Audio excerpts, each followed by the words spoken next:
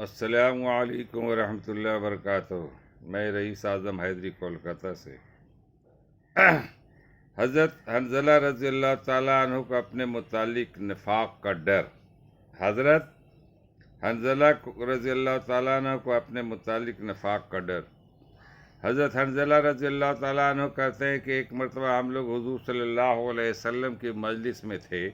حضور اقدس صلی اللہ علیہ وسلم نے واضح فرمایا جس سے قلوب نرم ہو گئے اور آنکھوں سے آنسو بہنے لگے اور اپنی حقیقت ہمیں ظاہر ہو گئی۔ حضور صلی اللہ علیہ وسلم کی مجلس سے اٹھ کر گھر میں آیا بیوی بچے پاس آ گئے اور کچھ دنیا کا ذکر تذکرہ شروع ہو گیا اور بچوں کے ساتھ ہنسنا بولنا، بیوی کے ساتھ مذاق شروع ہو گیا اور وہ حالت جاتی رہی جو حضور صلی اللہ علیہ وسلم کی مجلس میں تھی۔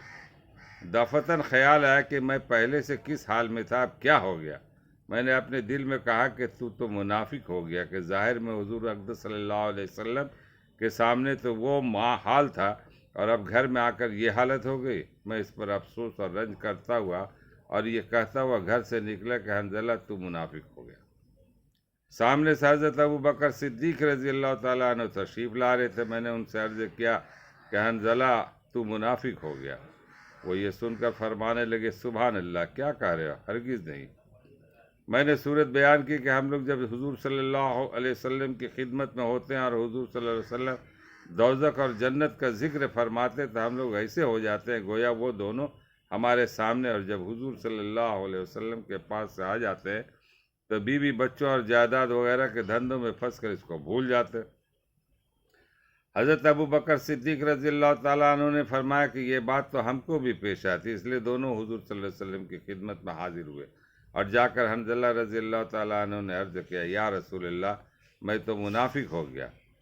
حضور صلی اللہ علیہ وسلم نے فرمایا کیا بات ہوئی؟ حنظلہ رضی اللہ تعالیٰ عنہ نے عرض کیا کہ جب ہم لوگ آپ کی خدمت میں حاضر ہوتے ہیں اور آپ جنت اور دوزخ کا ذکر فرماتے تب تو ہم ایسے ہو جاتے ہیں کہ گویا وہ ہمارے سامنے، لیکن جب خدمت اقدس سے چلے جاتے ہیں تو جا کر بیوی بچوں اور گھر باہر کے دھندوں میں لگ کر بھول جاتے ہیں۔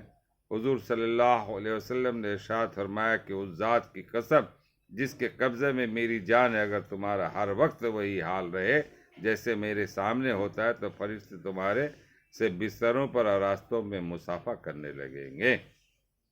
لیکن حنظلہ بات یہ ہے کہ گاہے اس طرح کا معاملہ ہوتا ہے فائدہ، یعنی آدمی کے ساتھ انسانی ضرورتیں بھی لگی ہوئی ہیں جن کو پورا کرنا بھی ضروری ہے، کھانا پینا، بیوی بچے اور ان کی خیر خبر لینا یہ بھی ضروری چیزیں ہیں۔ اس لیے اس قسم کے حالات کبھی کبھی حاصل ہوتے ہیں، نہ ہر وقت یہ حاصل ہوتے ہیں اور نہ اس کی امید رکھنا چاہیے۔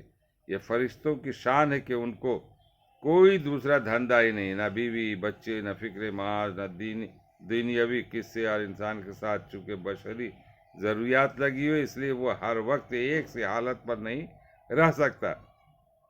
لیکن غور کی بات یہ ہے کہ صحابہ کرام رضی اللہ تعالیٰ عنہم کو اپنے دین کی کتنی فکر تھی کہ ذرا سی بات سے کہ حضور صلی اللہ علیہ وسلم کے سامنے جو حالت ہماری ہوتی وہ بعد میں نہیں رہتے، اس سے اپنے منافق ہونے کا ان کو فکر ہو گیا۔ اور عشق اصل و ہزار بدگمانی، عشق جس سے ہوتا ہے اس کے متعلق ہزار طرح کی بدگمانی اور فکر ہو جاتا ہے۔ بیٹے سے محبت ہو اور وہ کہیں سفر میں چلا جائے پھر دیکھے ہر وقت خیریت کی خبر کا فکر رہتا ہے، اور جو یہ بھی معلوم ہو جائے کہ وہاں تعاون ہے یا فساد ہو گیا یا پھر خدا نہ جانے کتنے خطوط اور تار پہنچے گا۔ اللہ تعالی ہم لوگوں کو پڑھنے اور سننے سے زیادہ عمل کرنے کی توفیق عطا فرمائے۔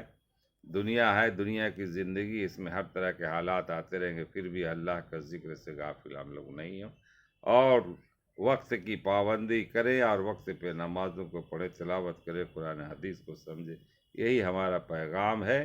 اور اس ویڈیو کو دور دور تک پہنچائیں۔ بہت افسوس ہوتا ہے کہ خرافات چیزیں لوگ بہت دیکھتے ہیں اور جو صحیح چیزیں اس کو بہت کم لوگ سنتے ہیں، بہت کم لوگ پاتے ہیں، اس لیے اس کو فارورڈ بھی کریں، شیئر کریں۔ اللہ واسطے اس کا اجر عظیم اللہ دے گا۔ میں رئیس اعظم حیدری، کولکاتہ، انڈیا سے۔ السلام علیکم ورحمۃ اللہ وبرکاتہ۔